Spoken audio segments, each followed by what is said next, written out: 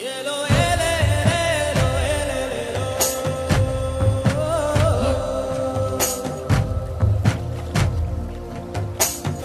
Storm Kerala kites നിങ്ങൾക്കായി സമർപ്പിക്കുന്നത് snow storm Kerala's only snow park. അതിരപ്പള്ളിക്ക് പോകുന്നുള്ളൂ, സ്നോയിൽ കളിക്കാം. In association with LIC. जिंदगी के साथ भी, जिंदगी के बाद भी.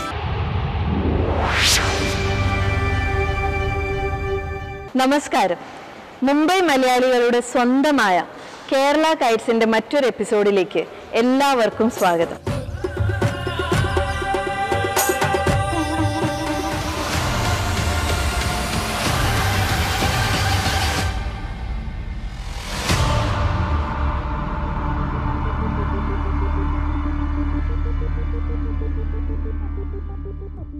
ഇന്ന് നമ്മൾ പൻവേലിനടുത്തുള്ള ചിപ്ലെ എന്ന ഗ്രാമത്തിലേക്കാണ് ആദ്യം പോകുന്നത്.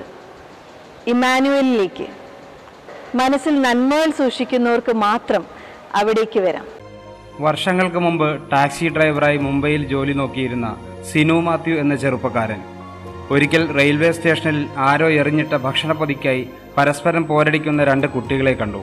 മനുഷ്യത്വം മാഞ്ഞിട്ടില്ലാത്ത ആ മലയാളി യുവാവ് ഇരുവരെയും അടുത്തു വിളിച്ച് ഭക്ഷണം വാങ്ങിക്കൊടുത്തു. ഈ കഥയിൽ പുതുമയൊന്നുമില്ല, ആർക്കും താല്പര്യവുമില്ല. എന്നാൽ ഇവിടെ ഒരു ദൈവിക സ്പർശമുണ്ടായിരുന്നു. ആ ചെറുപ്പക്കാരൻ്റെ രണ്ടാം ജന്മത്തിന് തുടക്കവുമായിരുന്നു ആ സംഭവം. അനാഥരുടെ കണ്ണീരൊപ്പുക എന്നത് ഇന്നും ആ ചെറുപ്പക്കാരൻ്റെ ജീവിത ഭാഗമാണ്. വരിക ഇമ്മാനുവൽ എന്ന സ്വർഗീയ ഭവനത്തിലേക്ക്. പൻവേൽ ഇമ്മാനുവൽ ഓർഫനേജിലാണ് നമ്മളിപ്പോൾ. ഇവിടുത്തെ അന്തേവാസികളുടെ ജീവിതം ഓരോ പാഠങ്ങളാണ്. കേരള കൈറ്റ്സിന്റെ ഇന്നത്തെ യാത്ര അവരോടൊപ്പം.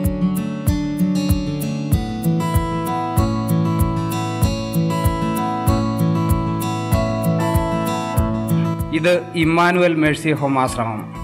23 മുതിർന്നവരും അത്ര തന്നെ കുട്ടികളും അന്തേവാസികളായ ഈ മേഴ്സി ഹോം പാസ്റ്റർ സിനു മാത്യുവിൻ്റേതാണ്.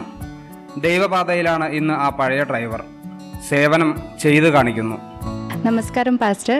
ഇന്ന് കേരള കൈറ്റ്സ് ഇവിടുത്തെ വിശേഷങ്ങൾ അറിയാനാണ് വന്നിരിക്കുന്നത്. ഇവിടുത്തെ കുട്ടികളും ഇവിടുത്തെ ഓൾഡ് ഏജ് മുത്തശ്ശനും മുത്തശ്ശിമാരും അവരുടെയൊക്കെ ഞങ്ങൾ അറിയാനാണ് വന്നിരിക്കുന്നത്. ഇപ്പം എങ്ങനെയാണ് സിറ്റുവേഷൻ, ലൈക്ക് ഇപ്പോഴത്തെ ഓരോ സ്കൂളായാലും കുട്ടികളുടെ മെഡിക്കൽ ഇതായാലും എന്താണ് അതിനെപ്പറ്റി പറയാനുള്ളത്? ഇപ്പം നമ്മുടെ അടുത്തുള്ള കുട്ടികളെന്ന് പറഞ്ഞത് ചുമന്നുതെരുവിൽ, ഗ്രാൻഡ് റോഡ്, കാമാട്ടിപ്പുര, ബാണ്ടുപ്, സോണാപൂര്, ഇങ്ങനെ റിലേറ്റ് ഏരിയയിലെ കുട്ടികളെയാണ് നമ്മൾ എടുക്കുന്നത്. വളരെ കഷ്ടപ്പെട്ടിട്ടാണ് ഇത്രയെങ്കിലും ആക്കിയത്. അപ്പോൾ അതിന് ഉള്ള പ്രതിസന്ധികൾ എന്തൊക്കെയാണ്? ഒരുപാട് ആക്ച്വലി വാടക കൊടുക്കാൻ നിവൃത്തിയില്ലാതെ വന്നിട്ടുണ്ട്. ഈ വാടക കെട്ടിടത്തിൽ ഇവിടെ ഇവിടുത്തെ ഗാവുകാർ ഞങ്ങളോട് പ്രശ്നം ഉണ്ടാക്കിയിട്ടുണ്ട്. ഇവിടുന്ന് ഒഴിഞ്ഞു പോകാൻ പറഞ്ഞിട്ടുണ്ട്. ഒരു ദിവസം രാത്രിയിൽ ഞങ്ങളിവിടെ 8 കുട്ടികൾ ഞങ്ങളിവിടെ താമസിക്കുമ്പോൾ ഇതിൻ്റെ വെളിയിൽ വന്നിട്ട് ഞങ്ങൾ ഇതിനകത്തിട്ട് പെട്രോൾ ഒഴിച്ച് കത്തിക്കും എന്നൊക്കെ പറഞ്ഞ് ഒത്തിരി പ്രശ്നങ്ങൾ ഉണ്ടാക്കിയിട്ടുണ്ട്. പിന്നെ സ്കൂളിൽ ഫീസ് അടയ്ക്കാൻ നിവൃത്തിയില്ലാതെ എക്സാം എഴുതാതെ എൻ്റെ കുട്ടികൾ വെളിയിൽ നിർത്തിയിട്ടുണ്ട്. പിന്നെ ഓൾഡ് ഏജ് ഹോമിനെ പറ്റി പാസ്റ്റർ പറഞ്ഞു. അവിടെ മീൻസ് എങ്ങനത്തെ അബ്നോർമൽ ടൈപ്പുള്ള ആൾക്കാരും, അപ്പോൾ അവരുടെ മെഡിക്കൽ ഇതൊക്കെ എങ്ങനെയാണ്? മീൻസ് ആക്ച്വലി ഈ ഓൾഡ് ഏജ് ഹോമിൽ, ഡെസിസ്റ്റഡ് ഹോമിലുള്ളവരെ ഞാൻ ഡയറക്റ്റ് പോയി കൊണ്ടുപോകുന്നൊരു ചുരുക്കം പേരേ ഉള്ളൂ.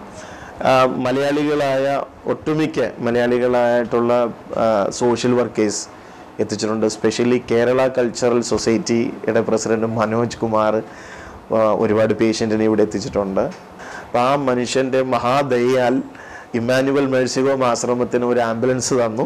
പാസ്റ്ററിൻ്റെ വൈഫിനെ കുറിച്ച് ലൈക്ക് ഭാഗ്യമാണ് എല്ലാവർക്കും, അത് കിട്ടില്ല അങ്ങനെ ഒരു മീൻസ് ഇത്രയും നല്ലൊരു വൈഫ്, മീൻസ് എല്ലാത്തിനും സപ്പോർട്ടായിട്ട് എന്താണ് പറയാനുള്ളത് കുറിച്ച്? ആക്ച്വലി പുള്ളിക്കാരത്തിയാണ് ഇമ്മാനുവൽ മേഴ്സി ഹോമിൻ്റെ നട്ടല്. പുള്ളിക്കാരത്തി നേഴ്സായിരുന്നു, സൗദിയിൽ 4 വർഷം വർക്ക് ചെയ്തു. മേഴ്സി ഹോമിൻ്റെ തുടക്കത്തിൽ പുള്ളിക്കാരത്തി അത് റിസൈൻ ചെയ്തിട്ട് എൻ്റെ കൂടെ ഇവിടുത്തെ എല്ലാ കാര്യങ്ങളും പുള്ളിക്കാരത്തിയായി ചെയ്യുന്നത്, ഓൾ ഇൻ വൺ എന്ന് പറയാം. പിന്നെ നാട്ടിലെവിടെയാണ് പാസ്റ്ററിൻ്റെ? ഞാൻ നാട്ടിൽ കൊട്ടാരക്കരയ്ക്ക് അടുത്ത് കോക്കാട് എന്ന് പറഞ്ഞ സ്ഥലത്താണ്. എനിക്കൊരു ജ്യേഷ്ഠ സഹോദരനുണ്ട്, ഒരു അനിയനുണ്ട്, പപ്പയുണ്ട്, മമ്മിയുണ്ട്. ഞാൻ രണ്ടാമത്തെ ആളായിരുന്നു വീട്ടിൽ. ഏറ്റവും എന്താ പറയുക, നികൃഷ്ടനായ മനുഷ്യൻ. പക്ഷേ ദൈവം എന്നെ ആ സ്ഥാനത്ത് നിന്ന് ഇവിടെ കൊണ്ടുവന്ന് ഒരു വലിയ കാര്യം ചെയ്യാനുള്ള ദൗത്യം ഏൽപ്പിച്ചു.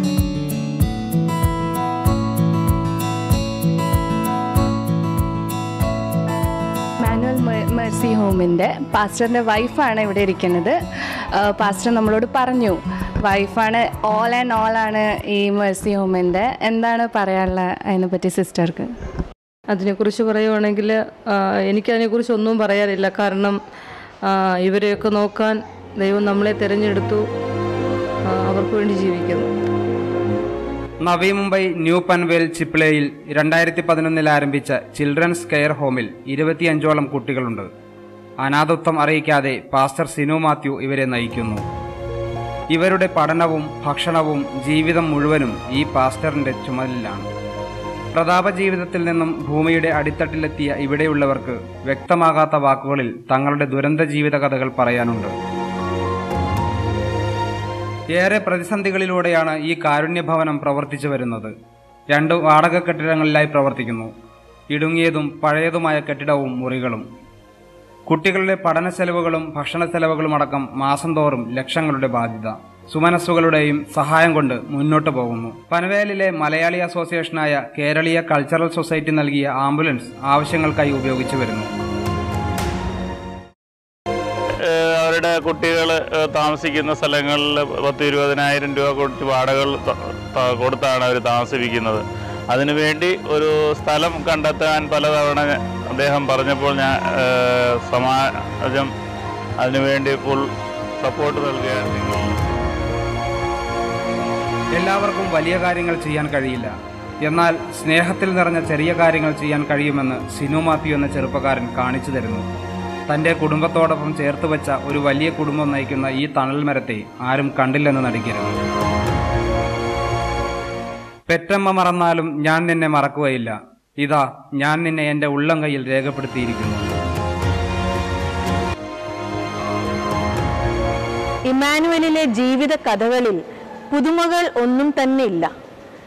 ജീവിതങ്ങൾ മുന്നോട്ട് പോകണമെങ്കിൽ പരസ്പര സഹായങ്ങളും സഹകരണങ്ങളും ആവശ്യമെന്ന് ആർക്കും പറഞ്ഞു തരേണ്ടതുമില്ല. ഇവിടേക്ക് സഹായം അയക്കാൻ മനസ്സ് കാണിക്കണം.